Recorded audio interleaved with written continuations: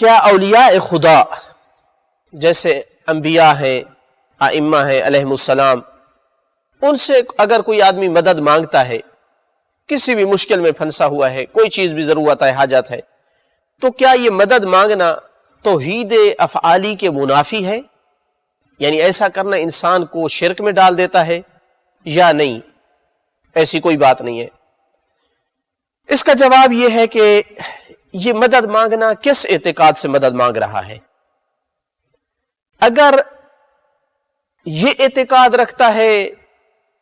کہ تمام قسم کے منافع، تمام قسم کا نقصان اور نفع اللہ تعالیٰ کے ہاتھ میں ہے، اللہ تعالیٰ کے اختیار میں ہے، لیکن ان کو صرف وسیلہ بنا کر کے مدد مانگتا ہے کہ ان کی بات اللہ تعالیٰ تک پہنچتی ہے، ان کی رسائی ہے، میری سفارش کریں گے، شفاعت کریں گے، تو یہ توحید افعالی کے منافی نہیں ہے، عین توحید ہے۔ اس کی وجہ کہ ان سے جب انسان ان کو واسطہ بناتا ہے، مدد مانگتا ہے، تو ایک تو اللہ تعالیٰ کے نزدیک ان کا مقام ہے، ان کی وجہ سے اللہ تعالیٰ سنتا ہے، دوسرا اس میں ان ذوات مقدسہ کی بھی تعظیم ہے، اور اللہ تعالیٰ چاہتا ہے کہ اس کے اولیاء کے سامنے تواضع اختیار کیا جائے، ان کی تعظیم کی جائے، تو لہٰذا کوئی حرج نہیں ہے۔ یہ اعتقاد رکھتے ہوئے کہ حقیقی نفع نقصان صرف اللہ تعالیٰ کے ہاتھ میں ہے، جیسے کہ ارشاد ہوا، خود نبی اکرم صلی اللہ علیہ وسلم کا یہ جملہ قرآن نے نقل کیا کہ قُلْ إِنِّي لَا أَمْلِكُ لَكُمْ ضَرًّا وَلَا رَشَدًا، کہ میں تمہارے لیے کسی قسم کا تمہیں نہ نقصان پہنچا سکتا ہوں اور نہ ہی تمہاری رشد اور ہدایت میرے ہاتھ میں ہے۔ تو لہٰذا حقیقی طور پر تمام چیزوں کا اختیار اللہ تعالیٰ کے ہاتھ میں ہے۔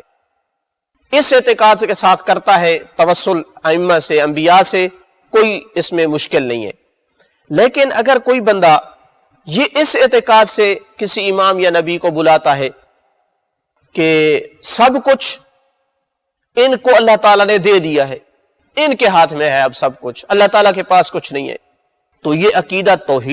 تفویض کہلاتا ہے، اور یہ انسان توحید افعالی نہیں رکھتا ہے بلکہ مشرک ہے۔ اور اس پر ائمہ علیہ السلام نے اپنے زمانے میں ایسے لوگوں پر لعنت کی ہے اور ان سے اپنی براءت کا جو ہے وہ اظہار کیا ہے۔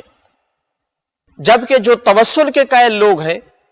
ان کا تو قرآن میں ذکر ہے، بلکہ قرآن نے حکم دیا اس طرح کے توسل کرنے کا،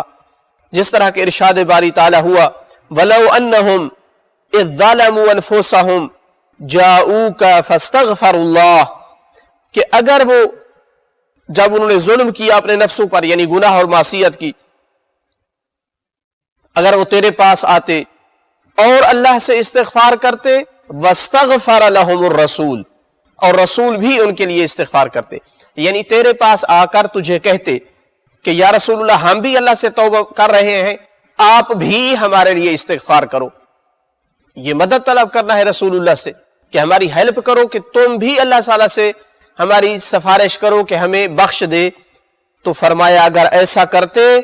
لَوَجَدُوا اللَّهَ تَوَّابًا رَحِيمًا، تو اللہ تعالیٰ کو بہت بڑا توبہ قبول کرنے والا اور رحم کرنے والا پاتے۔ تو گناہوں کی معافی طلب کروانا رسول اللہ سے، حقیقتاً یہ رسول اللہ سے مدد مانگنا ہے۔ تو جب اس اتنے بڑے کام میں، چونکہ بہت بڑا کام ہے، انسان کے بڑے بڑے گناہ رسول اللہ صلی اللہ علیہ وسلم کے کہنے سے اللہ تعالیٰ معاف کر دے، تو جب اس طرح کے کام میں نبی پاک سے مدد مانگنا قرآن کی نگاہ میں شرک نہیں ہے بلکہ عین توحید ہے، تو اس کا مطلب ہے کہ ہم کہہ سکتے ہیں کہ توسل کے طور پر کسی امام یا نبی سے مدد مانگنا یہ قرآن کا دیا ہوا نظریہ ہے، یہ توحید افعالی کے منافی نہیں ہے۔